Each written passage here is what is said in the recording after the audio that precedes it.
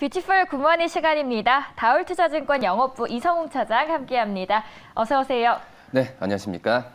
저희 시간에 힘차게 시작을 해보도록 하겠습니다. 오늘도 저희는 5기업 준비해드렸습니다. 우선 국정원이 이르면 이달 내에 양자 암호통신 제품에 대한 본격적인 심사에 착수한다는 소식이 전해졌습니다. 한국과학기술정보원으로부터 양자암호 개발 기술을 최초로 이전받은 바 있는 기업이죠. 드림시큐리티 주가가 시간 외에서 강세를 보였습니다. 무려 9.6% 올랐습니다. 국내 체외진단 의료기기 전문 기업입니다. 미코바이오메드가 사우디아라비아 국영 기업으로부터 대규모 투자 유치를 앞두고 있는 것으로 확인이 됐습니다. 그러자 미코가 시간외에서 상승했습니다. 5.79% 올랐네요. SPG, 현대차의 로봇 기업 지분 투자 소식에 강세입니다. 업계에 따르면 현대차가 지분 투자를 검토하는 기업이 감속기 분야 로봇 부품 기업으로 예상이 되면서 SPG가 부각이 됐습니다. 4.6% 올랐습니다. 이 외에도 KG 모빌리언스 오비고가 있었는데요. KG 모빌리언스는 4.3%, 오비고는 2.37% 오릅니다. 시간의 종목에서 저희 한 종목 볼까요, 차장님? 예, 드림시큐리티 한번 좀 봐야 될 텐데, 양자 암호 기술 쪽 같은 경우는 우리나라가 좀 그래도 선두, 글로벌적으로 봤을 때도 이 선두에 있는 그런 기술을 좀 보유하고 있는데, 이 드림시큐리티가 이 작년에 양자키 관리 방법과 또 양자키 장치 기술에 대해서 최초로 어떻게 보면 협약을 했기 때문에 이 양자 암호 기술에 대한 상용화에 대한 가장 큰 수혜주가 이제 드림시큐리티로 부각이 되고, 그래서 어제 거래량과 함께 주가에 좀 상승력이 나왔다라고 좀 말씀드릴 수 있겠고요. 인증이나 이런 솔루션을 개발하는 드림시큐리티 어떻게 본다고 한다면 이 매출액이나 이런 부분을 보면은 그 한국 렌탈, 그러니까 렌탈 사업 쪽에서의 그 실적이 대부분이지만 이런 솔루션 쪽에서의 그런 기술이나 이런 부분을 지금은 어떤 신사업으로 지금 그 추진을 많이 하고 있다라고 말씀드릴 수 있겠고요. 그렇기 때문에 드림시큐리티의 그 이런 기술력이 중요한 부분이 지금 그 국가를 정부 기관 쪽과의 그런 협약을 본다고 하더라도 이 고객사가 이 정부와 관련된 어떤 국가 기업들이 많기 때문에 이 드림시큐리티 안정적인 어떤 이런 실적에 대한 부분을 갖고 가지 않을까라고 좀 판단되고 있습니다. 렌탈 쪽이 본업이고 매출 대부분 차지하지만 이 렌탈 쪽 같은 경우에 이 동남아에도 진출하면서 사업성을 높여봤지만은 생각보다 이거에 대한 어떤 가시화가 지금 안 되고 있는 상황이기 때문에 이런 그 기술, 어떤 솔루션에 대한 이 신사업에 대한 그 실적을 지금 현재 드림시큐리티는 더욱더 좀 박차를 가하고 있지 않나라고 좀 판단되고 있습니다. 그렇기 때문에 어제 거래량과 함께 주가가 좀 올랐을 때 한번 좀 매수 관점으로 접근해도 괜찮다라고 좀 생각이 됩니다. 드림시큐리티 어제 무려 7% 이상 올랐습니다. 매수가를 좀 어떻게 잡아야 좋을까요? 오늘도 어제 시간으로 주가가 올랐기 때문에 어제 상승을 오늘도 이어갈 가능성이 좀 굉장히 좀 크지 않을까라고 좀 판단이 좀 되고 있고요.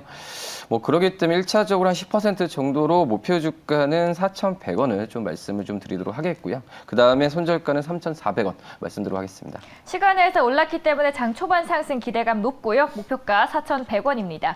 이어서 외국인과 기관의 수급도 보도록 하겠습니다. 데브시스터즈가 지난해 연간 영업 손실 202억 원을 기록해 적자 전환을 했죠. 신작 데드사이드 클럽으로 새로운 성장 활로를 개척하고 있는데요. 출시 전 테스트에서 신선하고 독특한 게임성으로 주목받긴 했습니다. 다만 뚜껑을 열어보니 흥행 동력이 부족하다라는 평가가 나옵니다. 다만 눈에 띄는 건 외국인은 매수합니다. 무려 2주 넘게 13일째 매수했네요. 자율주행 관련해서 현대오토웨버 10일째 매수세가 들어왔습니다. 그리고 세 번째로 보이는 하나 에어로스페이스가 지난해 4분기 시장 예상을 뛰어넘는 호실적을 거뒀습니다. 이에 증권업계에서는 목표 주가를 크게 상향 조정했는데요. 올해 방산 부문에서 강력한 성장세를 이어가는 동시에 지배구조 우려가 줄어들 것이라는 기대감이 반영되자 외국인이 일주일째 러브콜을 보냈습니다. P&T의 일시적인 비용을 제외하면 실적이 선방할 수 있다라는 평가 속에서 외국인이 매수합니다. P&T는 6일, 그리고 아래 케어랩스는 4일째 러브콜을 보냈습니다. 외국인의 수급 안에서 좀 눈에 띄시는 종목이 있을까요? P&T 한번 좀 봐야 될 텐데요. PT 같은 경우에도 이 2차 전지 장비주로 부각이 좀 되고 있지만 생각보다는 이 주가의 어떤 상승률이 좀 제한적인 구조로 가고 있다라고 생각이 되고요. 뭐 작년 4분기 때 영업이익은 250억 기록했는데 환손실이나 여러 가지 이 보유하고 있는 자회사들의 어떤 감가상각비나 이런 걸 제외한다고 하면은 이런 실적은 굉장히 좀 선방했다라고 좀 생각이 되고 있고, 이 P&T 같은 경우에도 이 커스터마이징 쿼터나 이 어떻게 보면 롤프레스 같은 부분에 있어서 매출 인식이 아직까지는 본격화되기 전이라고 좀 생각이 되고 있고요. 뭐 이런 이유 같은 경우가 작년 3분기까지만 본다고 하더라도 이 수주가 지금 4천억대지만 지금 공시되지 않았던 것만 본다고 하더라도 이 시장에서 어떤 탐방을 갔었던 이 평가는 거의 이제 2조 수준에 육박한다라는 부분이고요.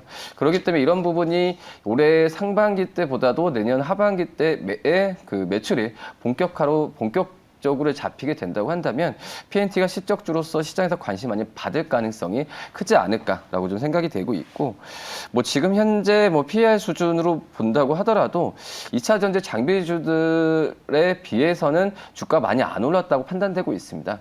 지금 이제 주가 수준으로 본다고 하더라도 거의 뭐 PER이 10배 내외이기 때문에 이 2차 전지 장비 업체들 같은 경우가 평균적으로 14배 이상을 받은 걸 본다고 한다면 지금 현재 주가 수준은 충분히 저평가 매수로 삼아도 괜찮지 않을까라고 좀 생각이 되고 있고요. P&T가 이런 그 몇 년 전부터 계속 공장을 만들었었죠. 그러면서 이 새롭게 지금 작년 그 연말부터 이 신공장의 가동을 지금 하는 상황으로 가고 있는데, 뭐 그러기 때문에 어떤 2차 전지 시장의 이 개와 함께 이 P&T의 생산력도 늘어나게 된다고 한다면 자연스럽게 뭐 매출과 영업이익은 점점 더 우상향 방향으로 갈 가능성이 크지 않을까라고 좀 생각이 되고 있습니다. 뭐 그렇기 때문에 P&T에 대한 어제 좀 주가가 좀 조정을 받았을 때 한번 저가 매수로 들어가는 관점도 나쁘지 않다 이렇게 판단됩니다. 2차 장비주 안에서 P&T 소개를 해주셨습니다. 내려왔을 때 오히려 이거를 매수의 기회로 잡아라라고 전략을 제시해 주셨는데요. 어떻게 잡으면 좋을까요?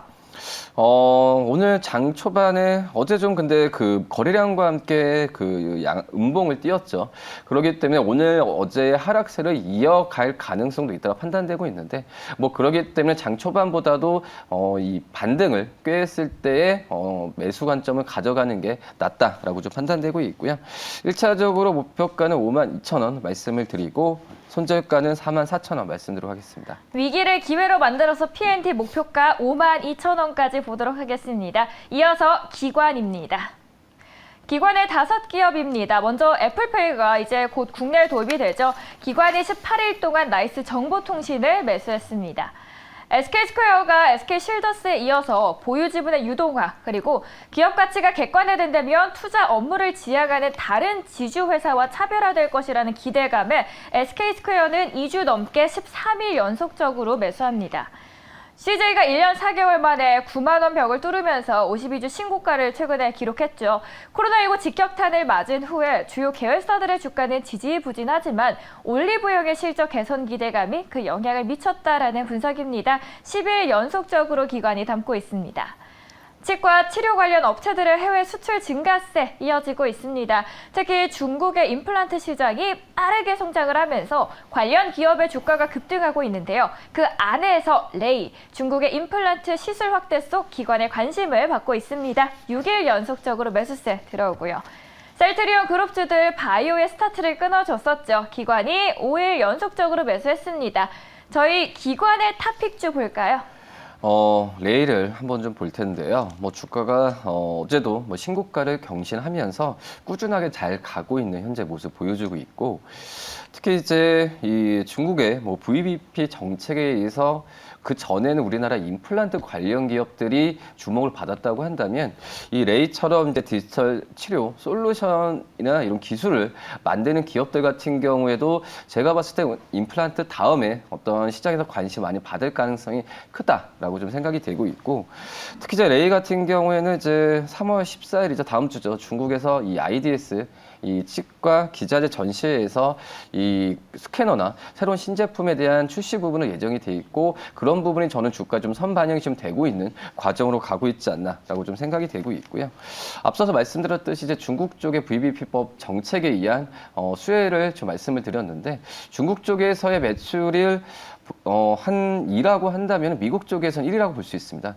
그렇기 때문에 중국에 너무 이제 의존한 그런 사업 구조는 아니라는 점도 좀 긍정적이지 않을까라고 좀 생각이 되고 있고 특히 레이가 작년에 이제 합작 그 법인을 몇 년 정도 세우면서 중국 안에서 어떤 제품 제조부터 유통까지 하는 이 밸류 체인을 잘 만들어 놨죠. 그렇기 때문에 이 레이의 어떻게 보면 중국의 VBP 시장에서의 VBP 정책을 빠르게 어떤 잘 흡수하면서 실적이 가시화될 가능성이 굉장히 좀 크지 않을까라고 판단되고 있고요. 그렇기 때문에 차는 임플란트 업체들의 주가가 변동성이 나왔을 때 오히려 레이처럼 이 솔루션 기술을 가지고 있는 기업들도 접근하는 게 맞지 않을까라고 좀 생각됩니다. 중국에 대한 비중을 조금씩 줄여가고 있다는 건 매력 포인트인데요. 목표가 어떻게 잡을까요? 지금 신고가, 오히려 저는 이제 실적에 대한 기대감 때문에 신고가를 간다고 하면 우리 매수 관점으로 들어가도 괜찮지 않을까라고 좀 생각이 되고 있고요. 그렇기 때문에 1차적인 목표가는 지금은 32,000원을 말씀을 드리지만 우선 시장 같은 경우에는 지금 적정주가 35,000원까지 보고 있기 때문에 충분히 최근에 많이 올랐다고 하더라도 이 부담 없이 들어갈 수 있는 가격이 지금 현재 가격이지 않을까라고 판단되고 있고요. 손절가는 27,000원 말씀드리도록 하겠습니다.